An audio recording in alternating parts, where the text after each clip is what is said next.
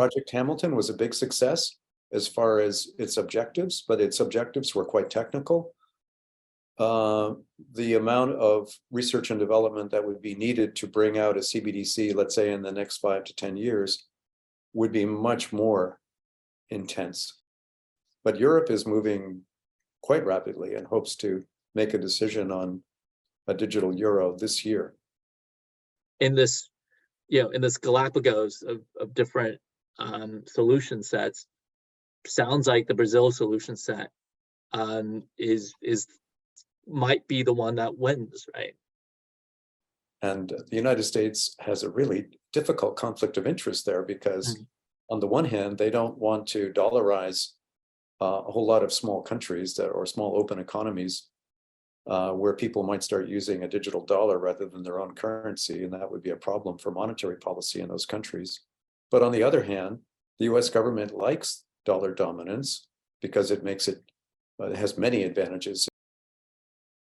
Hi, everyone. My name is Randy Hsu with Luohan Academy, and I have the honor and privilege of sitting down virtually with Professor Darrell Duffie. Professor Duffie is a distinguished professor of management and finance at Stanford University, and he is also has been a leading scholar in this new evolving field of digital currencies and CBDCs in particular. And in fact, Darrell spoke just over a year ago at Luohan Academy to present his views on the benefits and some of the cons, but mostly the benefits of a CBDC. So we wanted to sit down with Professor Duffie today to really get an update on what's been going on in the space. There's a lot of news coming out, but really wanted to hear from him on what the reality is. So Professor Duffie, maybe you could start by giving us an update of what's been going on for 2022. Well, thanks so much, Randy. And it's always a pleasure to speak at Luohan Academy. I've admired what you're doing.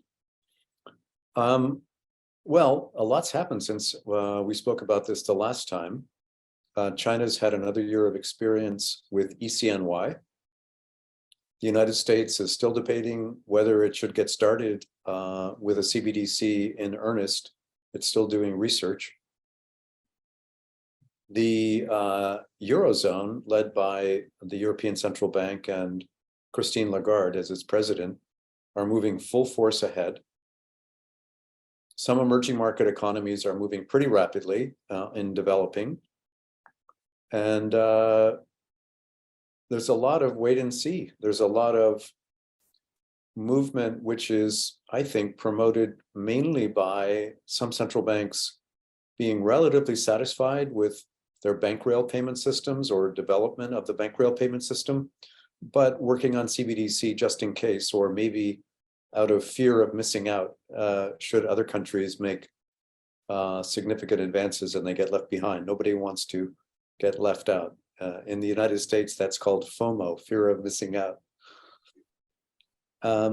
So if you, for example, go to the website at the Atlantic Council and have a look, their map showing R&D or pilot testing of CBDCs is a lot more active in the last year. Even in the last year, there are 10 or 15 additional central banks that are moving, and those that were already moving are going from R&D or research and development into pilot testing. With respect to policy, some countries, including the United States and Europe, and countries in Europe, are carefully looking into the alternatives for improving their payment systems. The main alternatives are private stablecoins and improvements in bank railed payments, meaning commercial bank payments. And those improvements are especially strong in the area of fast payment systems, which means taking the existing bank rail payment system and making sure that it's turned on 24/7, 365, and making sure that when a payment is initiated, it's immediately received. That's called real-time gross settlements. And those fast payment systems are coming to the fore in various countries, including the United States, which is supposed to release FedNow, its fast payment system, this year. In Brazil, the fast payment system has been used in a very special new way called PIX, P-I-X. And just in the last couple of years, PIX has caused most adults in Brazil to start making payments on the fast payment system. It's increased financial inclusion enormously.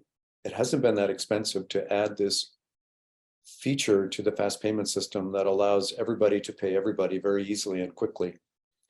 Part of that has come about from regulation. The payment service provider and bank providers of payment services in Brazil are regulated by the Central Bank of Brazil, which has required that all large payment service providers make PIX available to all of their customers, and with the same standardization for the apps, which means that everybody in Brazil can pay everybody in Brazil with a very similar app. So it's kind of like what you have in China with Alipay and WeChat Pay. And so the PIX has done in Brazil what Alipay and WeChat Pay have done in China. And something similar has also happened in India with UPI, which is now dominant through various apps in India. The United States is still considering how to exploit its fast payment system called FedNow. But my view is it's probably going to come around to promoting the fast payment system faster than it will promote CBDC. CBDC in the US is going very slowly from a policy viewpoint. Government seems to be reluctant to commit, and maybe that's appropriate since the advantages are not yet clear. They may continue doing research and development at the Fed, but I think it's going to be a long time before a CBDC is actually in general use in the United States. It's just Okay. a very it seems like at the very least, your recommendation, from the last couple of years, is that there should be work on CBDC, just to be ready in case it does become the preferred, solution set. And at the very least, from what I read in the news, it seems like that work is ongoing. There's at least a couple of projects exploring the use of a CBDC. Well, that's true, Randy. However, I would argue that the intensity of that work is pretty low. Project Hamilton was a big success as far as its objectives, but its objectives were quite technical. The amount of research and development that would be needed to bring out a CBDC, let's say in the next 5 to 10 years, would be much more intense than Project Hamilton. There are so many different use cases and so many different features of the CBDC that need to be developed, including privacy, many offline use, many types of use cases that have to be developed. There's a huge amount of work to do, and the Fed is working on it. At least from what's known publicly, the speed with which the work is done is not going to be sufficiently quick to allow a release of a CBDC within a few years. Now, I know in China it took more than 6 years for ECNY to get developed from start to finish, and it's still in a pilot phase. So these things don't happen quickly in a large country. But Europe is moving quite rapidly and hopes to make a decision on a digital euro this year. The United States is just a different place in terms of policy on that. Sure. Just to take a step back a bit, what do you think is the major advantage of a CBDC over using a fast payment system, assuming it's well regulated and has interoperability and has great apps? Okay, so you haven't described a fast payment system in most countries except perhaps Brazil. Exactly. But if you had a fast payment system that's highly interoperable with a common app, or at least everybody uses the same kind of app in terms of interoperability, then I think that captures most of the use cases that a CBDC could use. that's assuming again that your banking system is sound and everybody trusts bank deposits as a Mm. as a medium of exchange, which I think is the case in the United States by and large. And so and probably is the case in Europe and China as well. So, I don't think currently there's at the general retail level, the CBDC offers much more than an improved fast payment system would offer. Although again, most countries don't yet have a fast payment system with the features that you and I are describing. So I mean, what led to that question is almost based on what you said about the current state of a lot of CBDC. It sounds like in most places, there's some areas where it's moving faster. It hasn't moved that fast either in terms of development or adoption. And so that naturally led to the question, well, it seems like in this Galapagos of different solution sets, sounds like the Brazil solution set is might be the one that wins, right? Or do you think there maybe we're not seeing CBDCs really rise to the occasion at this moment? I would say in the near term, that best policy would follow the Brazilian approach of first of all, making sure that the fast payment system is up and running and resilient. And secondly, putting an overlay of like PIX on top of it that has a high degree of interoperability. And then on top of that, you need to regulate for use. In other words, you need to require all large payment service providers to provide that to their customers. If you do that, then I think it'll be decades before people will say, well, we have some use cases now that require a CBDC. Maybe that will be some settings in which smart contracting will be critical, where you'll want a CBDC based layer of digital currency that's stored on a blockchain that can be used with smart contracting to accomplish additional use cases. But that's not the backbone application or that people are looking for right now. And I think most CBDCs that are being piloted right now are not blockchain based. Yeah. Do you think there's given the fact that we haven't had any real life mass adoption in any country, so we haven't had the empirical evidence. Do you think there is still a lot of concern about impact on, let's say, deposits, right? Because I know during our talk, you mentioned reasons and models and papers, theoretical, that show less of an impact.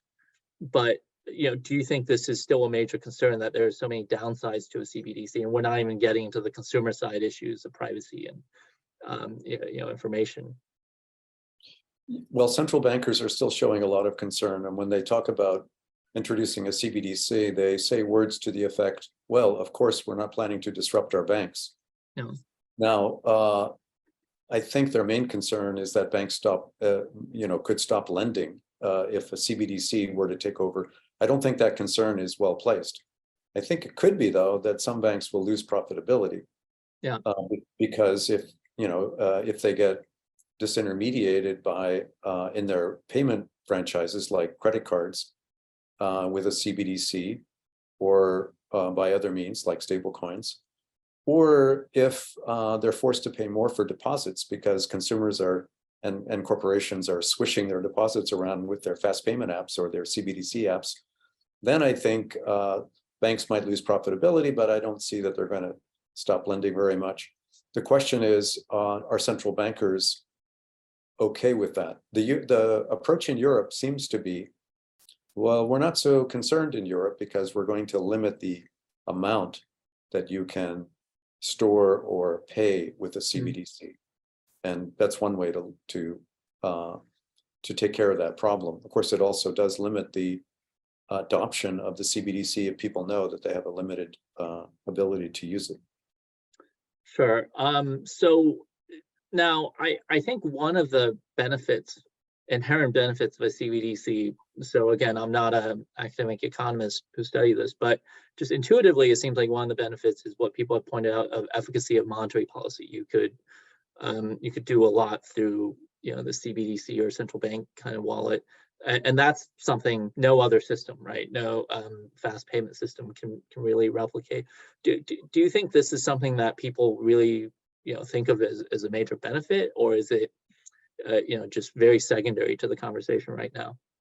I think it depends on whom you speak with. With respect to monetary policy, the most common discussion in this area is, well, we could pay a different interest rate on a CBDC that could be used to speed up or slow down the economy. And the European Central Bank has discussed that possibility. In a place like the United States and in most countries, including China, the central banks are just going to say, well, this is just digital cash. We're not paying interest on it. And I think that's, they do that in part because they don't want to scare people that this is much different than paper money, and also because they don't want to disrupt their banks. If they were to pay an interest rate on a CBDC that competed with bank deposits, then they might get some pushback from commercial banks. And so most central bankers will just say, no, we're not competing with banks. We don't pay interest on CBDC.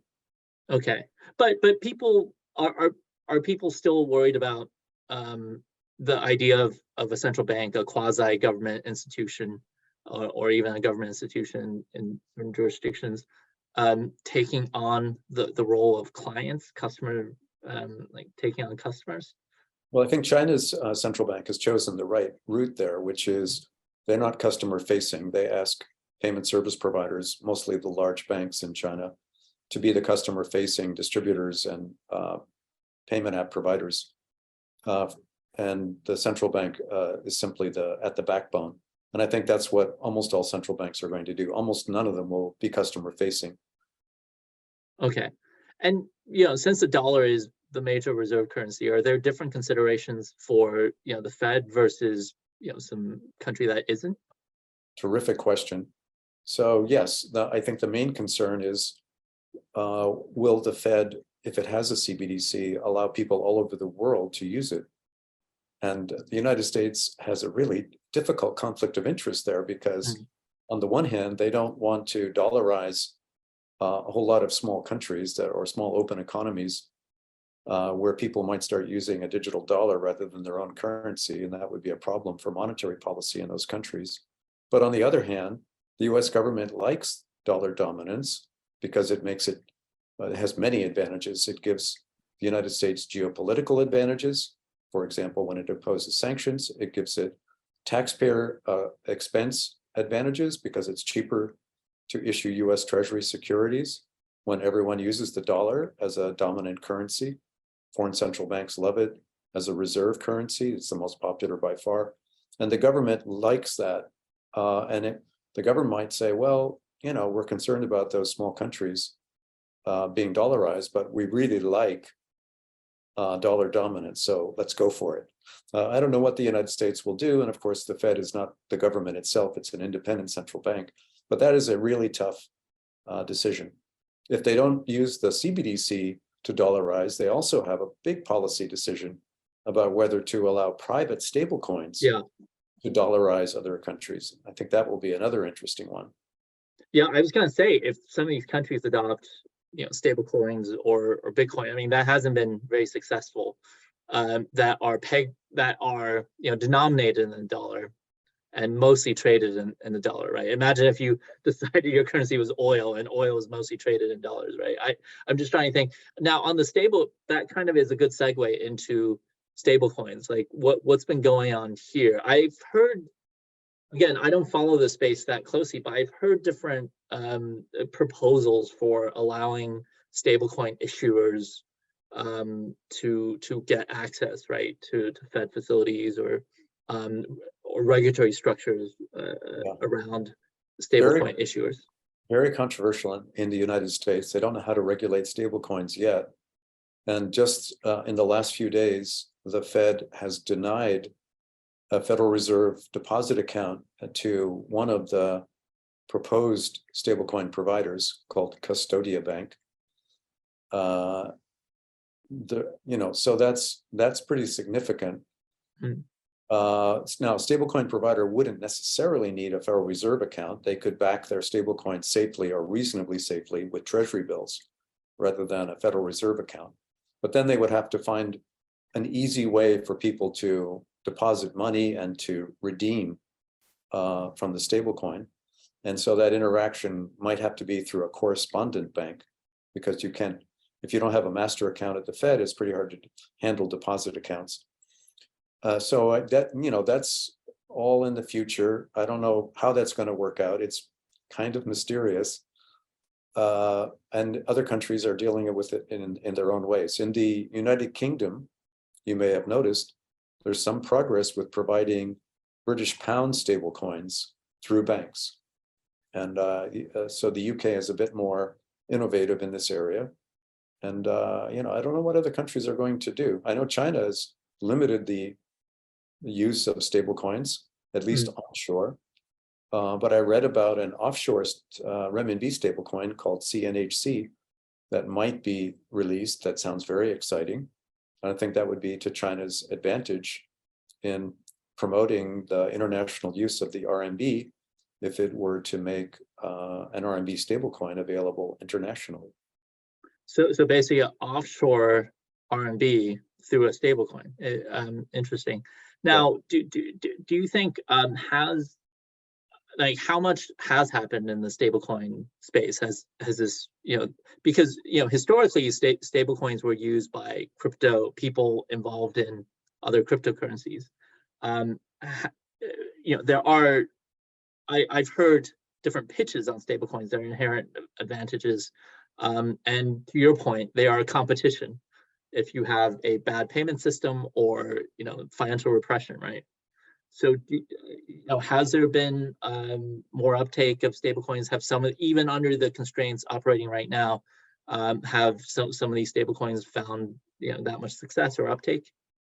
Well, in the United States, one that was intended to be used more broadly, called DM, was basically discouraged from even trying by the government.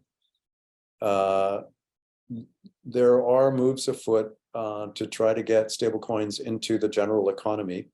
The vast majority of transactions involving stablecoins right now are only in the cryptocurrency space. But I do think you're going to start seeing some use cases in the real economy, maybe for cross-border payments, maybe for wholesale payments, because they can be useful for settlement of securities trades or foreign exchange trades. But it's still early days, depends a lot on regulation. And it hasn't happened yet, and not in a significant way. I think you'll start to see it soon, though. Okay. And then on the financial inclusion side, it sounds like basically the fast payment, what's going on in Brazil, has there been some evidence that's been very helpful for financial inclusion? Absolutely. The evidence, in only 2 years, the usage of PIX has grown from almost nothing to almost everybody in Brazil. So financial inclusion is enormously high. 5 million households that didn't have bank accounts got bank accounts so that they could use PIX. And 5 million more households that already had bank accounts but were just using them for getting access to the ATM machine to take out paper money. Now they're using digital payments with PIX. So I think it's a big positive for financial inclusion. United States has a financial inclusion problem. India had a financial inclusion problem, and they have made great leaps and bounds with their UPI system, which has many of the features of PIX. And so I think using a fast payment system is a big positive for financial inclusion. By the way, it's also potentially explosively valuable for cross-border payments. Right now, that's a huge pain point in the payment space. It's very expensive and slow and frustrating. And if you hook up fast payment systems, which is currently being done around the world in a few places, that could really make it much easier to move money across borders. Right. Like historically, how has that, or like currently, how has that been done? Is a few countries getting together in a consortium and figuring out interoperability, or so far it seems is it bilateral? There are mostly bilaterals that are being experimented with. So Singapore and Thailand are experimenting on connecting their fast payment systems. I think they may actually have that proof of concept already working. The United States and the US large consortium of banks has a fast payment system called RTP that they are currently designing a link for with the European Banking Association, which has its fast payment system. And that would make it radically easier for people to pay Europeans from the US or vice versa. You would need still some kind of algorithmic foreign exchange dealer that provides the exchange services between the two currencies. But for retail payments, that should be very simple and cheap. Okay. Is there any attempt to try to get multiple countries together and make it multilateral? Or I've heard it discussed, but I haven't seen any examples of it. There are also ongoing projects involving multi-CBDC exchange corridors. That's substantially more complicated. China is involved in one of those, as you probably know, with Hong Kong, Thailand, and the United Arab Emirates. And they've been working on that for a while. I'm not sure when they've done some pilots. I'm not sure when they will actually go live. They don't really have CBDC usage much in each of those countries. So I don't know. We'll see. You have to get CBDCs before you can get a CBDC cross-border payment system. Sure. Okay. So I guess looking forward towards this year, we're just starting off the year. Also we just celebrated Chinese New Year, so we're really starting off the year of the rabbit. What do you think you're most excited about, or what do you think we should be looking out for 2023 in this space? I would continue to look for uptake on, let's say, ECNY would be a natural one to watch for, to see if there's actually going to be a non-trivial use of ECNY in China's economy. Right now, it's only about $2 billion of ECNY in total use, according to the latest statistics, which is minute. It's a tiny, tiny fraction. I think it's 0.101% of China's money supply. So it's a very tiny amount of China's money supply. So watch this year to see if that grows. I would watch in the US for regulation of stable coins and other cryptocurrencies, and for FedNow to come out and see if it makes a difference in how the US plans to use FedNow. And many countries are coming out with CBDCs. I mean, every week or two, you hear about another one that's about to come out with a CBDC. Russia, for example, just recently.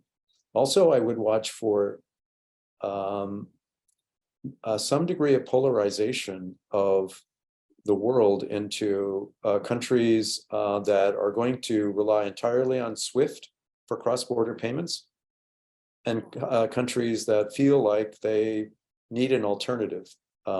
Recently, Russia and Iran linked their interbank payment systems with a new message connections. I believe China and Russia have similarly done. Some countries will continue to explore whether they should stay in the larger domain of SWIFT-enabled cross-border payments or allow for alternatives. Mm.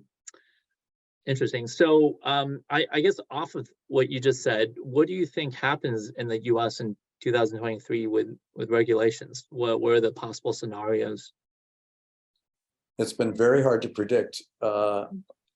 Very hard to predict. I'm almost unwilling to, because every time the new act comes up for, a draft act comes up for reading in Congress, it seems much different than the last one. What I would like to see, which I think is probably not likely this year, is legislation in Congress that enables national payment regulation. You might be surprised to learn that the United States has 50 states with 50 different payment regulators. There's no national payment regulation. So if you wanted to regulate bank payments and non-bank payments like PayPal in the US, you can't do it at a national level. Okay. But it doesn't sound like that much may happen, understanding it's hard to predict. That much may happen with, regulating stable coins, right? Or, allowing them to be, um, or it also sounds like a CBDC, even the early stages of it is still very far off. Very far off in the US. Hard to predict about stablecoin regulation. It could be near or far. It could be near merely because FTX, as you know, blew up last year, and there might be legislation that captures both cryptocurrency exchanges and other uses of cryptocurrencies and stablecoins. So it could come that way. But I think most of the really important decisions are going to be policy discussions in Washington, basically where members of the government and the Federal Reserve discuss where should we be going, and they're going to be doing investigations internally and with outside experts and try to figure out what to do next. I think it's going to be quite a long time before the US sorts out its policy in this area. Okay. Well, thanks for that update. On a personal note, is there any research you're doing in the space that we should, look forward to? Well, actually, most of my work in the near term is going to be in the teaching area. I'm hoping to teach a new course at Stanford in this topic area. I gave a lecture actually last night at Columbia University on this topic, but mostly what I'm doing is staying involved in policy discussions in Washington and in other places, and speaking about it with forums such as yours. Okay, great. Well, we're very privileged to have all that insight, and really appreciate you kind of sharing an update and an outlook for us and for our audience. Thank you so much. It's a real pleasure, Randy. Thank you so much. I hope you invite me back again. Okay, we'll definitely do.